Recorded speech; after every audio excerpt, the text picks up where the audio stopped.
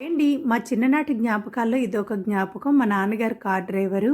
మా నాన్నగారు నైట్ ఇంటికొచ్చేటప్పుడు మాత్రము 9, 10 అయిపోయేది. కానీ ఇంటికొచ్చేటప్పుడు మాత్రం నైట్ ఎప్పుడు మాకు స్వీట్స్ తెచ్చేవారు.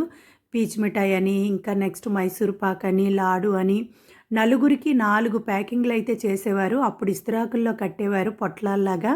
నలుగురికి 4 పొట్లాలు తెచ్చి మాకిచ్చేవారు. అయితే మేము ముగ్గురు లేచి ఉండేవారం. మా చెల్లి మాత్రం పడుకుండిపోయేది. ఆ నైటే మేము ముగ్గురమి చక్కగా కూర్చొని తినేసేవారం. ఉదయాన్నయితే మా నాన్నగారు మా చెల్లి కోసం అయితే దాస్తే, మా చెల్లి ఉదయాన్నే బ్రష్ చేయగానే మా నాన్నగారు ఇచ్చేవారు. అదైతే ఒక మూలకెళ్ళిపోయి చక్కగా తినేది. మేము కూడా బ్రష్ చేసుకొని పాపం దాని వాటాలో కూడా మళ్ళీ మేము అడిగి అడిగి తినేవారం. పాపం ఇచ్చేదండి చిన్న చిన్న ముక్క. అయినా మళ్ళీ మళ్ళీ అడిగి తినేసేవారం.